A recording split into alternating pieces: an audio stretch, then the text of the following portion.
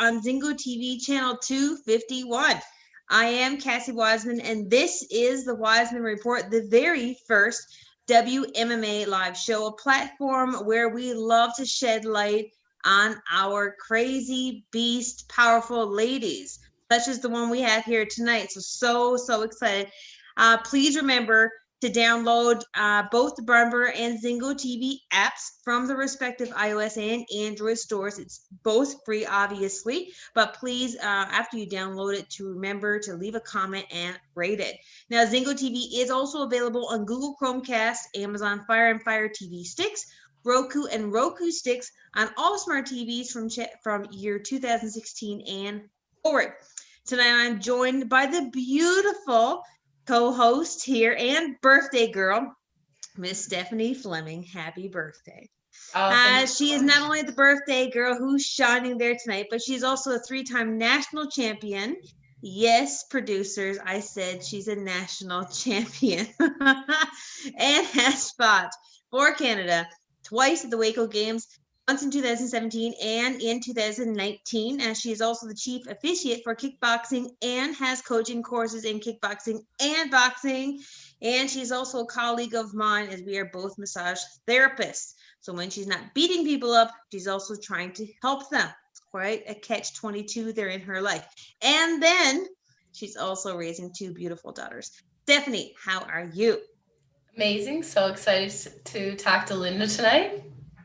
I know, Linda, you look so cute up there. Okay, so folks, who do we have up there looking super adorable as well? Well, of course, she is someone from Invicta FC. She has a pro record right now of 2-1. She is a BJJ specialist. If you haven't watched any of her fights, you can watch from her amateur fights, also way up into her Invicta FC fights. It's all on Fight Pass, the UFC Fight Pass. You can watch it all there. And to top it off, as if that's not enough, she also runs marathons and triathlons. Linda Mahaller, how are you? I'm excellent. I just got done training, actually, so I'm wide awake and doing great tonight. Excellent. What are you training for? Oh, life. I those people. I love training, so I'm just one of those people. I'm in the gym every day, twice a day, whether I have a fight or not. I love training. When you first messaged me, I think I woke up at 4:15 in the morning, so that on my run every morning, I'm either waking up at 4:15 to either run or swim. So I messaged you back at like 5:30. Didn't even that it was a ridiculous time in the morning. And then I thought 10 o'clock in the morning must be when she's thinking to do this, because that's when I'm raring to go, is bright and early in the morning. But so I'm always training. I get my running and swimming done in the morning, and then in the evening I'm over at the gym training. Actually, I'm training in the morning too. With COVID and everything, I've been lucky enough to be not working as much at work. I've been working from home, so that allows me to get more training in. So that's been really nice. Okay, so there is a question I have, and I hope you can explain it to me, because I have tried to figure this out and I have not been able to. But I feel like you are the woman, Linda. You are the one who will help me understand this. The runner's high. Like, I have told people, if you see me running, don't look at what's coming. Just start running. Just go, you know? And then I hear that you're doing marathons and triathlons, and you just said you're up very, very early, running, you're swimming, you're doing it. What is the runner's high? Okay, so people make the mistake that it actually exists while you're running. That's not true. That's a lie. Running's miserable for everybody. Okay, good. Yeah.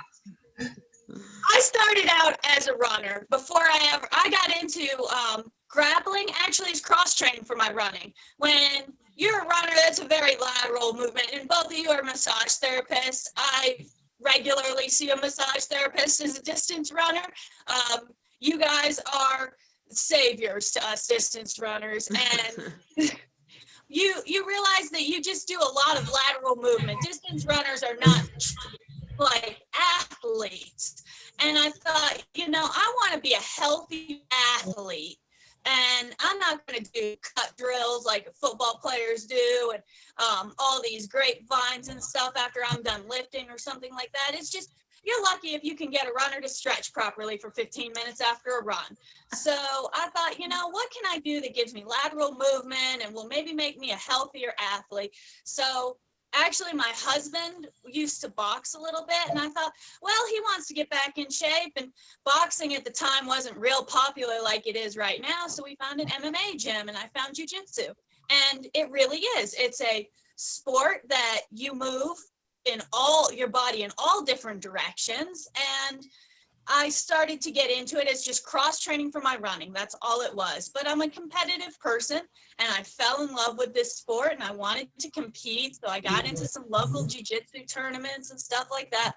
I found Muay Thai, and I was horrible at Muay Thai. And God forbid you can't be horrible at something. It just motivated me to try harder at it. So I started getting into that. And one of my training partners was, after I had done it actually for probably close to 2 years before I had my first fight. And they were like, if you want to compete in both together, you should try a fight. And I was competing. So that's how I got into fighting. And I still love running. I like to run because long distance running and fighting don't mesh well together when you're in a fight camp, because you're trying to train explosively and trying to train for a 3-hour marathon. But you can find a middle ground where you can get running. Going out and running a hard run, like with some explosive intervals mixed in or something like that. And getting back, that's way off subject, getting back onto your subject of the runner's high, you get into this thing where you're running, and it is, the feeling of running's miserable, but the satisfaction, just like when you go to the gym, I go run with my group, I run with my people, I've got people there to push me, to get me back in shape. You're motivated over time by the fact that you see that you're making slow progress towards getting in shape, towards getting faster times. You see positive people that you meet with, and you wake up in the morning and you don't want to go to work, and you don't want, it's freezing cold, and you don't want to, get out of bed today, but you get to meet up with your friends, and that it's such a positive environment that, you're miserable in that moment, but runner's high is that excitement after the run. Oh my gosh, I never thought that I would hit that 10-minute interval at a 6:30 pace, and I just nailed it.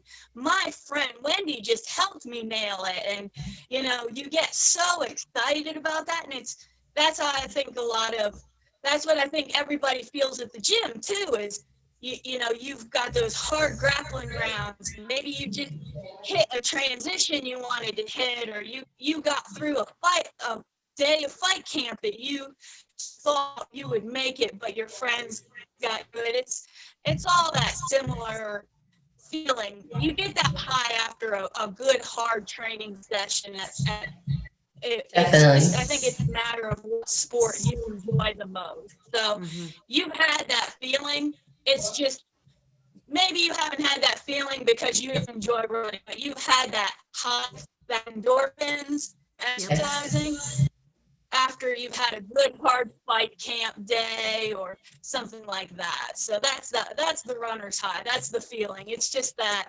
excitement from making progress. Okay.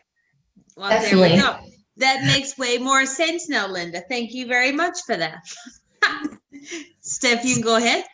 Linda, just to bounce off that, you ran the Boston Marathon. Can you tell us a little bit about what the quote, "to give anything less than your best is to sacrifice the gift," means to you? That's actually a Steve Prefontaine quote, and that's probably my favorite Prefontaine quote, because I just feel like whenever you're doing something, I don't think it really matters whether you win, whether you lose. Every day, if you can just wake up and go out and just try your best that day. It doesn't matter, like, overall, it doesn't matter if you hit that PR when you're running. That particular marathon, I've had some really high highs in running. I've had some great races. And then I've had some races that I've trained for, and I was in great shape to PR, and it was just a little hot, and I've bombed it. And the same with fights. You go through some really high highs, some great wins, and you go through some lows too. You take losses too, and you can't say that you should have won that fight either. You can go back and look at fights, and you can say, I trained my butt off for that fight. I was ready for that fight, and that night, that opponent was just a little bit better than me. And so you go through those ups and downs, and it doesn't matter about that night. It matters that you went out, you trained your hardest every day in that fight camp, or every day for that race, and you did your best you could that day. You might have won, you might have lost, you might have had a good workout that day, you might not have, but the next day is a new day. Try your best. And as long as you try, I feel like as long as you try your best every day, you're good. But if you go out and you're just negative that day, you're like, oh, I'm not, today's not the day. I already know it. I already know I'm not going to make this workout. I already know this person's better than me. I'm not going to win this fight. You know, that's you've already defeated yourself. And so that's why I like that quote a lot. That's what that quote means to me. Spoken like a champ. But then off of that, so then you're a very positive person. It seems that you take any challenge and you raise to the occasion, therefore turning it into a positive circumstance. So when we roll into COVID, where are you right now? Well, I live in Kentucky, so Kentucky's one of those states that we are kind of in the middle on shutdowns and not shutdowns. So we were shut down for a little bit, and what I did with the shutdown at the gym was I'm actually fortunate enough to have my husband in the other room who also trains. He's not a fighter, but he trains, and he's quite resourceful. So he went out and found some mats on eBay, and we lined our back porch with mats, and he hung the bag in the garage, and I went back to fundamentals of boxing, like what you know, looking back on what do I need to work on. This is a really great time for me to really, I mean, you think about you're in class and you're working, let's work this, you know, Jose Aldo combination or something like that. And it's like, do you know what? Wait a second, man. Do you know what? My elbow flares out way too much on my jab. You know, let me just sit and work my shadow boxing. Let me just sit and work my jab. Let me just sit and work these things that I need to work on. And I felt like, you know, like you said, I do take, you know, this shutdown stinks. I don't get to go to the gym classes I normally get to go to, but you know what? Hey, I got 4 hours this evening to sit here and work on my jab, hit the bag. I got my husband that'll train with me, that'll hold pads for me. And I got a great coach that he does Zoom meetings and stuff like that. He's more than willing to watch us on Zoom and say, you know, hey, your elbow's still flaring. And so whenever we do downs and stuff like that, if we're not able to get together, we don't have, I mean, we make the best of what we can make. And if they're allowing us to train, then I'm in there training. And swim when I can swim, and running is a solo sport. So I'm lucky that I have that, and I bought some kettlebell sets for my garage. So I kind of just, like you said, I enjoy training with my training partners. I feel like I need my team. But I do the best I can with what I got. Yeah, when I look at like people who stand apart, you know, like that 1% of people, you look at like in basketball, it was Kobe Bryant, and he talked about like how when he was 13, he did summers, he went and he competed in a summer league, and he didn't score a single goal that entire summer in either game, not a rebound, not a anything. He didn't score anything. And when he went back, he was crying and everything. And his dad was like, well, you have a choice. You can work harder or you can just stop doing it. And so he went back to the fundamentals. And that's something he always talked about. And in the MMA world, I think about GSP and how many times he would kick a bag with this exact same form and the exact same technique. How many times he would do that single kick to try to perfect everything, to maximize everything, the fundamentals, before he would move on to something else. So no, I think that's amazing. I think that's amazing. And the fundamentals are what get you through. I mean, when you've had a hard knock in a fight and your equilibrium is off, like what's going to save you is your defensive fundamentals and your offensive fundamentals. You're not doing complicated 6 and 7 punch and kick combos. You're going back to the very basic things that are drilled in your mind because you're not completely with it, you know, when you've had a really hard shot or a really tough round. And I think it's always smart to go back and tighten up the fundamentals. So that seems like a really good use of your time for sure.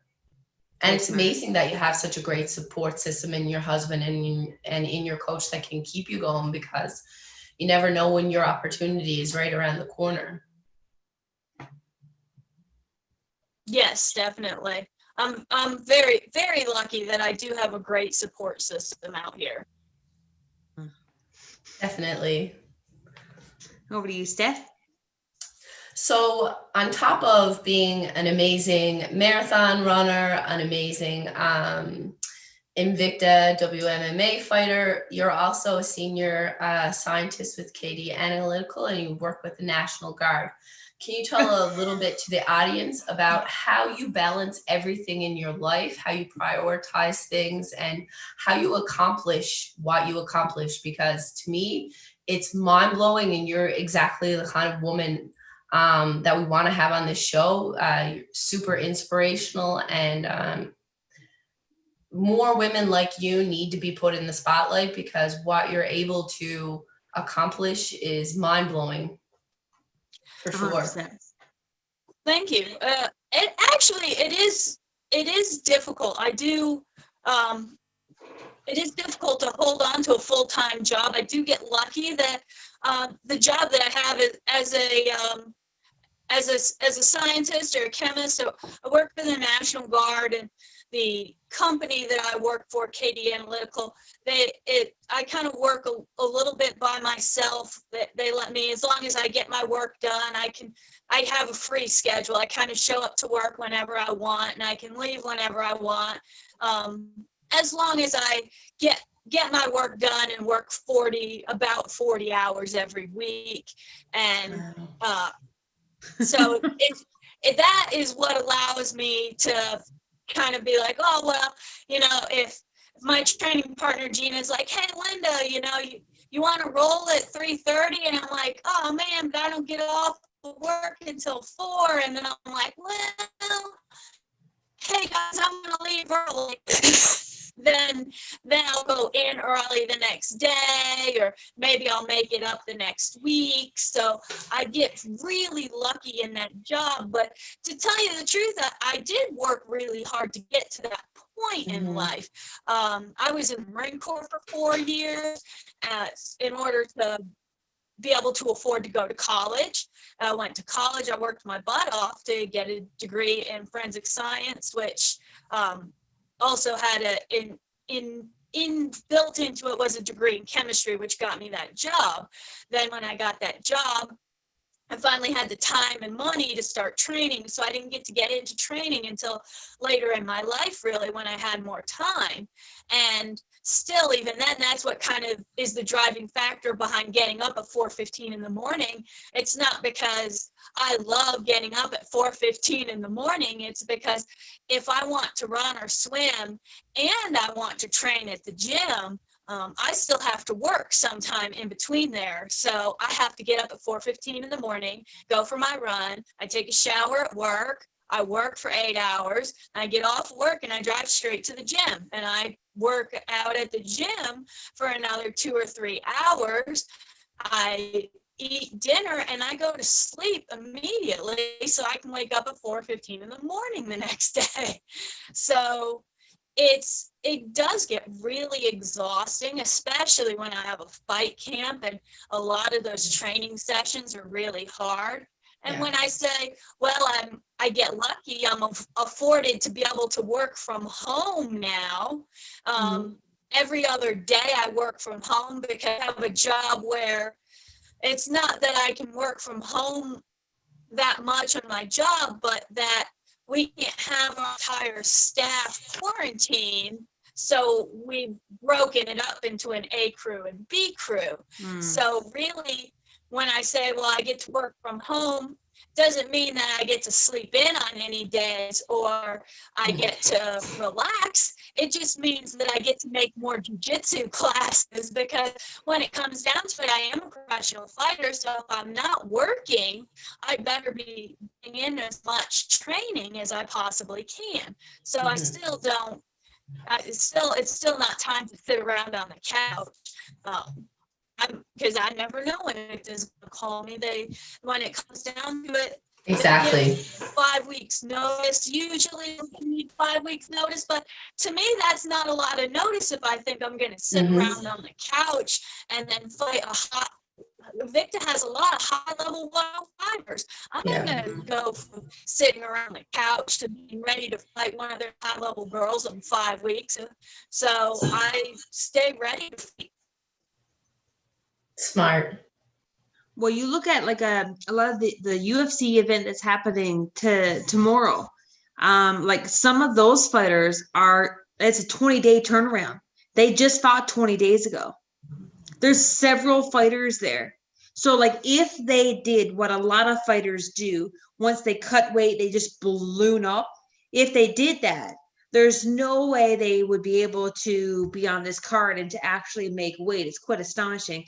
So you're smart in what you're doing, because right now it's almost like you could be called at any time and be expected to go, and it's like a golden opportunity. So you almost got to like seize the day.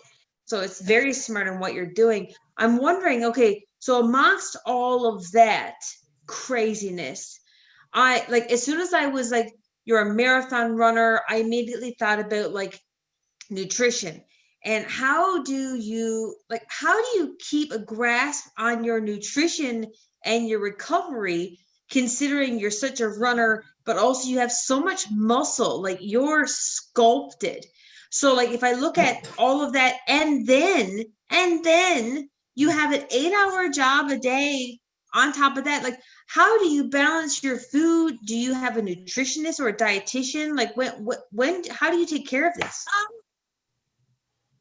Actually, that's another thing that I get lucky at work. I have a full kitchen. So this will sound ridiculous, but I go to work and I go for a run, and then I take a shower and I do a little bit of work. And then I go to the kitchen and I meal prep and I get ready for lunch. Cook some chicken up. So yeah, I have a lot of leeway at work, so that helps out a lot. But I've always had a little bit of a different philosophy on weight, on the way I weight cut and the way I do my nutrition than I've heard of other fighters doing it in general. And I don't know if it's because I run, but I don't cut a lot of weight, period. I run so much that I really stay kind of close to weight. So, because for me to cut even 5 pounds just feels like a daunting task. So because I run so much, I want to eat a lot of carbs. So I do not do the whole, I'm going to eat nothing but chicken and broccoli for the next 8 weeks. I eat a lot of chicken, I eat a lot of salmon, I eat a lot of sweet potatoes and broccoli and regular potatoes. I don't eat a lot of breads or anything like that, but I do eat a lot of potatoes. Probably have a sweet potato with lunch and a sweet potato with dinner. And so I eat quite a bit of food. I'll have people make fun of me because I got like these party-sized bowls of salad for lunch with a sweet potato that can feed 2. So I eat a lot of food because of my running. So I don't cut back my food intake when I am getting ready for a fight. All I do is I cut out that ice cream that I was willing, how on the weekends you're out with friends, you're like, oh yeah, I'll have some ice cream with you guys. No, I'm not gonna have ice cream. I'm very strict about no desserts, no cheats, no anything if I'm in a fight camp, but I don't cut out like carbs or start to cut calories. I'm eating 2,800, 3,000 calories during a fight camp. I'm eating a ton of protein, salmon. I eat a lot of carbs because you keep hearing me say sweet potatoes. I eat a lot of sweet potatoes. My friends make fun of me because I keep an emergency sweet potato in my car because I will snack on them. But when you're a runner, you get like carb cravings.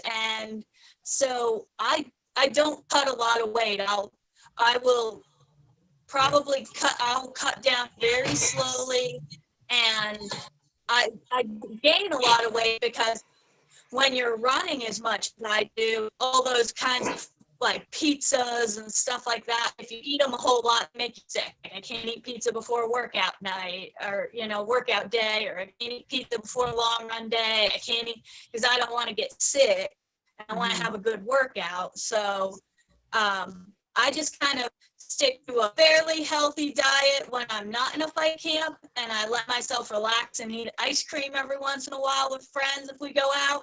And then when I am in fight camp, I keep to my regular diet and I take out that ice cream stuff. But I eat a lot of big salads and a lot of salmon and broccoli and sweet potatoes. So I'm eating a lot of calories. Well, that's the great thing about cross training. You're doing both anaerobic and aerobic workouts, so your basal metabolic rate is very high. So you can eat that many calories, and you need to in order to have the energy and sustain those type of grueling long days. So it's great. Like I think running for cross trainers is extremely intelligent. I mean, it's something every boxer does, and a lot of MMA fighters do, and I think it's smart. It's a good way to cross train for sure. It's funny that you started cross training for marathons using MMA, and now you're using running as your cross training instead. It's sort of one out, hey? Yeah. Yeah. My coach gets on me a little bit because he's like, you run too much. I'm like, oh, but I love it. I run for the love of it. He's like, oh my God.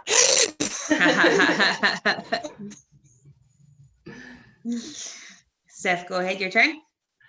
So I'm 32 years old and I still am fighting at kickboxing. I have no intention of quitting anytime soon, but often because I'm over the age of 30, I'm questioned when I'm going to retire. How long is the life of a fighter? When is too old? And I know that's a question that you often get yourself. So I just wanted to know, what is your message to fighters who are over 30, who are being questioned the same way? I think there is no too old. I think when you are ready, that's when you're ready. I started fighting when I was like 32, I think maybe 32 or 34. I don't remember exactly.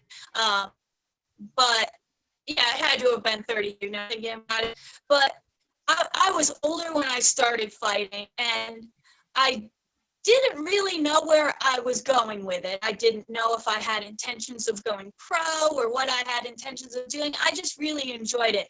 And my coach noticed that he thought I was doing well with it. And, you know, I did kind of have that question in my mind. And I think that's maybe why I didn't know where I was going with it, was I thought, I'm starting this when most people are retiring. Linda, don't give up your running. Don't let yourself take this too seriously. And he said to me, you know, you're good. You could go far with this. But if you're going to go far, because he had taken 2 other fighters to Invicta and 1 to the UFC. So other women. So it wasn't like my coach he knew exactly what he was doing. This was not his first rodeo. And he said, so he saw something that I didn't. And he said, I think you could go somewhere with this. And I said, oh, I don't know. You know, I'm older. He said, no, it doesn't matter with women right now. He said to me, but if you want to do it, you need to choose right now that if you're going to take it seriously, you can do whatever you can go to Invicta with this. And at the time, you know, this was years ago, I thought, I don't know. Well, here I am sitting here, you know, fighting for Invicta, and all it takes is somebody to believe in you. And the same thing with my manager actually was when they decided, you know, they're like, you know, you're professional now, and I think it's time you get with a real manager. You need somebody to help you get in with the right promotions to help you move up. And when they made the suggestion and got me with Mike Hale, Mike said the same thing to me. He said, you know, you're older, and that doesn't mean that you can't go as far as you want. You need to do it now.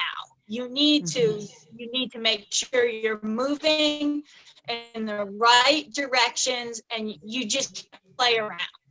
And so that's what I say to older fighters is, don't think that you can't. I think you can fight as long as your body, and take care of your body, yoga and massage, as long as your body will allow you to go, keep going. But don't waste time. Don't think, oh, well, I'll fight once now, and then maybe I'll take a break and I'll fight in a year again.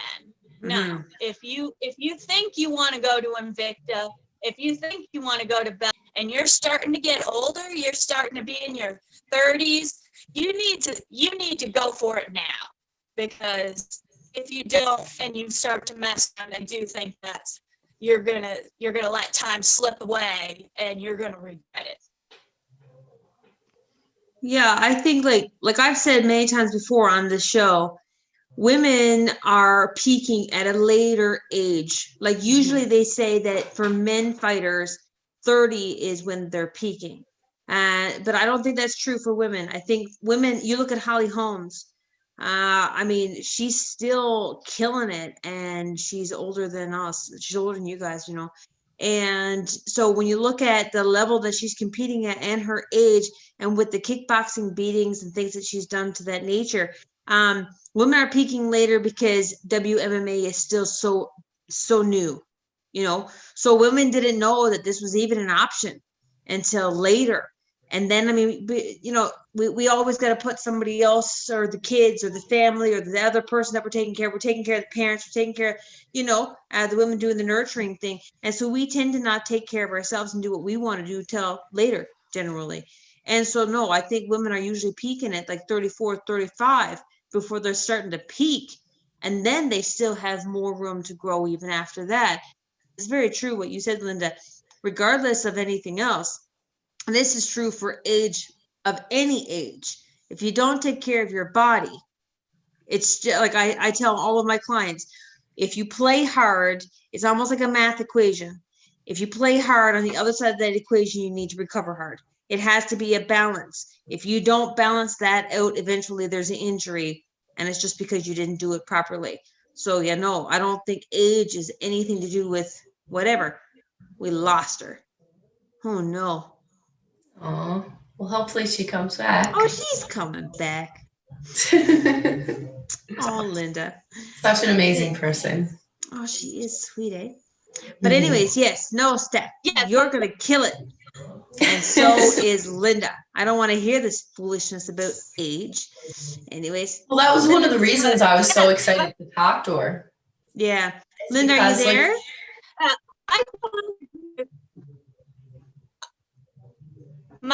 Alicia again? Yay, we've got her. I see you. Okay. Yeah, one of the reasons I was so excited to, you still there? Yeah. Yep. Yep. Okay. Okay, there you go. She's gone. She'll be back, folks. She's very We've got excited. more in common, Cass, than just our age. She also has the technical difficulties like me. You had both things, folks. She had the phone and the camera going before we started this show. It was a full 3D perspective. I'm just saying, like, Didn't want anything happen again. It was something else. Linda, are you there? Yeah, I'm here. Okay. I'm having you guys are keep freezing on me. Okay. Go ahead. One of the things you were saying. Oh, well, I was thinking with women, when I think about runners that I run with, I've got women that I run with in their 50s that are a lot faster than I am even. And I wonder with There's a connection. But I will say, okay, she's going to come back and she's going to lay it all out for all of us. But for yoga, I was doing hot yoga before the world ended. And with hot yoga, okay, look, I am not bendy and snappy. We will just put that out there. I am not. So I was going in there to challenge myself. I am not comfortable with yoga. It is not my forte at all, but I was doing it to challenge myself in a different way. There was a lady in that class. I would say she's about 80, 85. Like, lady is up there. Okay, she's got some great grandchildren is what she has. And she made me look like a slob. Like, she annihilated me. Like, she was killing it, this lady was. And she was 80 or 85. Like, I couldn't wrap my brain around it. Sometimes I was so focused on how good she was moving that I forgot what the instructor was saying. Well, that's why I think Linda's a great role model, because she did get in it later in life. So anyone out there who wants to try kickboxing or boxing or MMA and they're thinking, oh, well, my age is a factor, or I'm 31, 32. Maybe it's too late for me. Like, look to Linda. She's the example that if you start later in life, you can still, get somewhere with this sport. It's all, it might take insane dedication like she has, but that's anything it's in possible. Life. Yeah.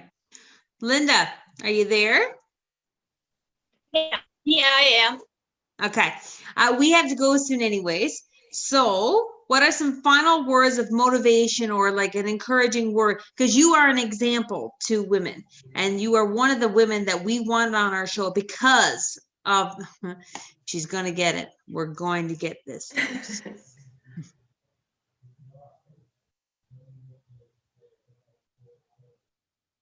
Are you there? Sorry. Oh, no worries at all. Yeah. So what's some final words of motivation you would like to say to other female fighters out there? Just to keep working, just get out there every day, just work hard and just go for whatever you want. I hear it every day from other women in the gym. I don't know if I can. Just get out there and go for whatever you want to go for. And just work as hard as you can, and you can get out and go for whatever you want.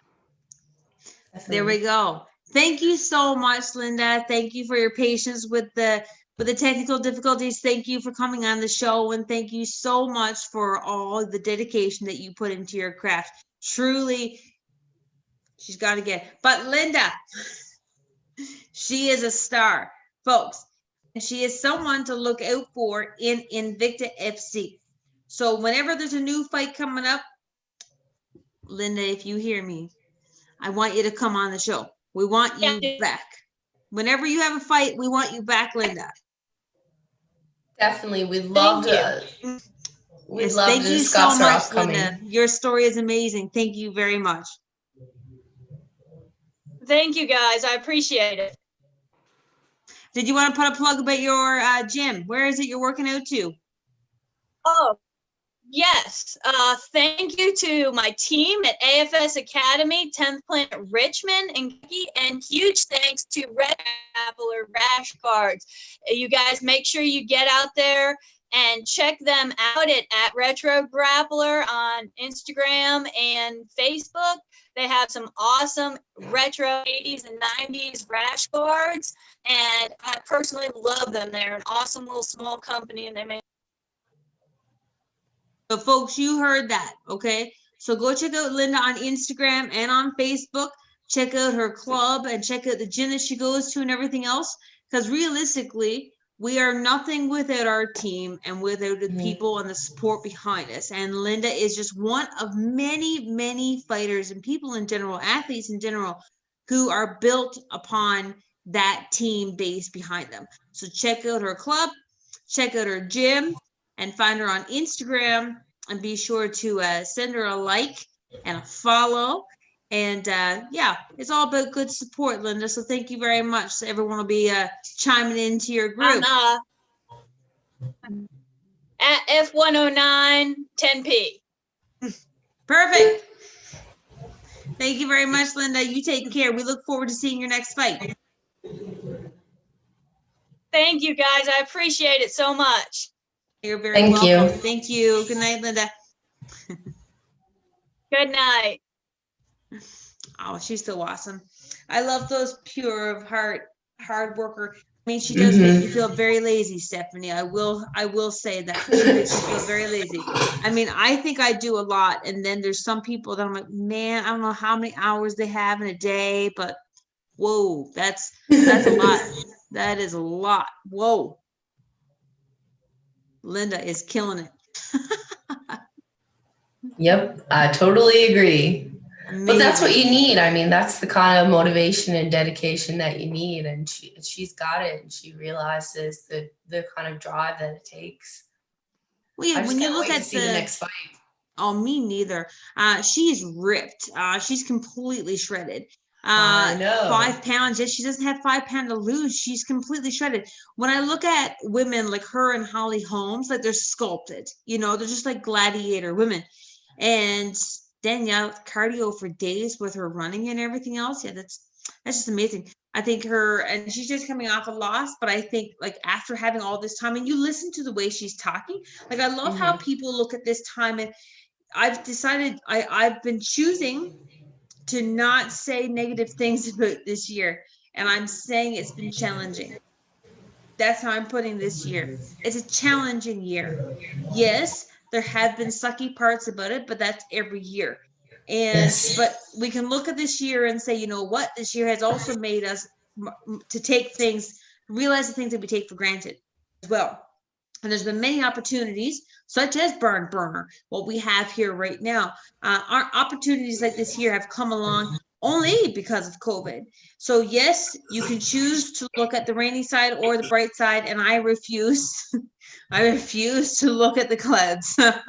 I'm really trying to focus on the sun here and just say that this is a challenging year. And when you look at people like Linda, they're making the most out of it. You listen to her talking about focusing on her jab and like going back to the basics and stuff like that. Like that's so amazing. That encourages me, and I'm not even getting ready to fight. Yeah, she's very inspirational. Like all the women we've had on the show so far, which is exactly what we wanted out of this show. Yeah, I'm very, very grateful. I'm very grateful for all the ladies we've had. Speaking of all the ladies we've had, and Stephanie, once you get a fight chicklet, you are on here all day, every day. Okay, folks. So we have the UFC fight coming up tomorrow. We have Mackenzie Dern versus Verna Jandibora. Nope, that's not right. It's okay. We were close, guys. I know. I've said her name before, but whenever I'm under the spotlight, can't get it. No. All right. So Dern, we got Mackenzie versus Verna. Yes. What do you think? Both extremely good grapplers. Both jiu-jitsu practitioners. I mean, both extremely dangerous on the ground. And their striking is sort of like on par as well. Mm-hmm. I think maybe Verna got a little bit of an edge when it comes to striking, but they're both kind of green when it comes to striking. Watching their fights and stuff, you can really tell that that's not their strong suit. But if you give them a limb, you better watch out because they're about to snatch it and break it off. Yeah. Verna Jandibora. Got it. When I look at Mackenzie Dern, she's done a load of Brazilian Jiu-Jitsu competitions and tournaments, both gi and no gi. So you look at, she's going to have a different situation happening there versus just focusing on Jiu-Jitsu alone. I find that when people go into Brazilian Jiu-Jitsu competitions, they often, pro and con, they often find different ways around things that they may not practice technically within the BJJ system, because they're kind of learning on the fly, especially if you're going from gi to no gi. So I think that's a little bit different, but we got Jandibora, and she's 16-1.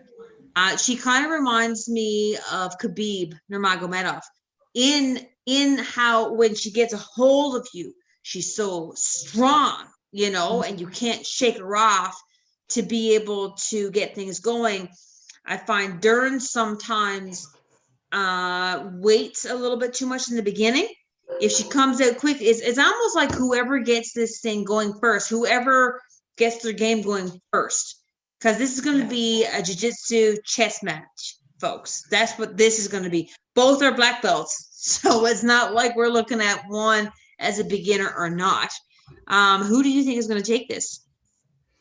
I think if it's on the ground, I probably would give it to Dern. If it becomes a stand-up match, which I'm honestly not really hoping for, just because I think the quality of a stand-up match between the two of them wouldn't be the most exciting and wouldn't be the best. I could be wrong. But then again, I think Dern she's training with Jason Perilla, which is one of the best striking coaches out there. Yes. So maybe that's what wins the fight for her. Maybe that's what gives her the edge. And maybe she's cleaned up a lot of her technique. Maybe she doesn't look so green anymore. And if that's the case, I think I'd probably give a little bit of the edge to her. Well, you look at the last two fights. So, I mean, we got Dern coming off a win over Marcos. And Marcos is a savage, man. She is a savage. Yep. And then you got Verna coming off a win over Herrig, which Felicia Herrig, I was surprised by that.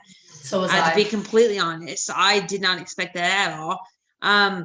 But again, Felicia Herrig, she is well diverse, but she's more of a stand-up chicklet. And it went to the ground, and well, here we go.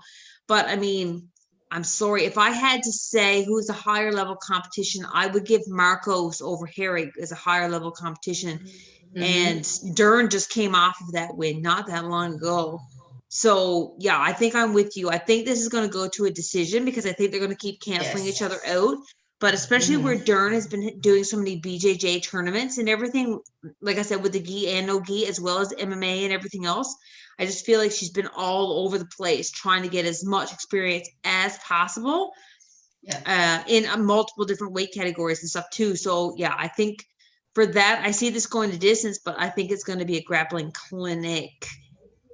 Yeah, and I think there's definitely a reason they put these girls on the main card, and it's because it is going to be a close fight.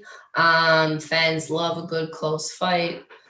and the back and forth, I think, will be really interesting. And a lot of people, I think, were constantly pit their jiu-jitsu against one another. So to see who has the better ground game, if it does go there, will be very interesting. Yeah, well, like you said, I think maybe Dern's going to try to spice some things up. Like I kind of got like two minds about this thing, because I went against Berna last time, and man, she came out of nowhere. You know, so I mean, she's a dog. You can never count Berna out. She is just so skillful and witty, and like the way she thinks is very, very, very different. But then I mean, you got Dern. Like I mean, they're both. This is going to be a sensational fight. And both of you ladies, both Dern and Verna, get on the show is what we're saying. Both of them are amazing, absolutely amazing. Huge fans of both of them, and I think this is going to be like, you know, sometimes you get these fighters who go on the ground and it's like sloppy wrestling. This is going to be a BJJ match where it's just technique, and very entertaining, I think. So definitely one to tune into for sure. And then on the same night, as if that's not enough to get you going, we have our girl, Manfredi is fighting, yes, with Muay Hardcore. You can go on to Manfredi's Instagram page. She's telling you how to watch it. You can go on to Muay Hardcore on YouTube. We're also going to have the fights there. There's actually going to be 3 female fights on the card, which is the very first time they've ever done that. I'm not going to try to pronounce those names, so check it out. But then when you got our girl Manfredi versus Dan Kong Fa, I was watching some of Dan Kong Fa's fights, and she starts slow, as in she's sizing up her opponent, and she's waiting. But then once she gets within that clinch, man, look out for those elbows and quick punches. And her kicks, spicy. She got some spicy kicks on the go there. What do you think? Well, honestly, I don't know a lot about her opponent, but I think that Manfredi is coming off that loss hungry. Oh, yeah. And when you've got that kind of hunger, when you know that your last fight wasn't your best fight and you got something to prove, it just amps you up a little bit more. And I mean, she's got a lot of tools in her tool belt. So yeah, okay, her opponent might be great at the clinch, but so is she. Her opponent might have great kicks, but so does she. You know what I mean? So I'm just hoping for our girl. I'm a little biased here. Obviously, so am I. But when it comes to Dong Kong Fa, she has fought some very elite fighters. She is no easy task for anyone. But when I look at Manfredi's skill sets and how she diversifies and challenges herself in many different facets, she went from bare knuckle to a different fight to another fight, very, very quick turnarounds. And do you see how shredded she is right now? Folks, she went into a different weight class that she had never been to before, and now she's at a higher weight class. She is shredded and lean. And I'm sorry, motivated as anything. Not saying that Dong Kong Fa is not, but what I'm saying is that I'm kind of afraid for Dong Kong Fa. I think that Manfredi is going to come in there on a level that maybe she doesn't even know that she has reached yet. I think she, after that loss, I think she's just reanalyzed things and spiced it up and changed a few things. And I think she's coming in at a different level than even she's ever experienced before in her life. So, of course, I'm picking Manfredi. I think this is going to be a bloodbath. I think when it comes to technique and everything else, both of these women are going to be annihilating each other, and neither one of them are going to quit. But time is over. We're down to 30 seconds. Stephanie, birthday girl, how did that just happen? Anyways, folks, happy birthday, Steph. You're awesome. Thank you. If you have any questions, yes, of course, please email us at thewisemanreport@gmail.com. This show can be heard on Barn Burner Network, Radio Network, and it's 122 platforms. The H.E.R Network is part of the Barn Burner Network, Inc. So please check out barnburner.ca and all of its programmers. Barn Burner, watch it, hear it, read it, download it, live it. Good night, folks. And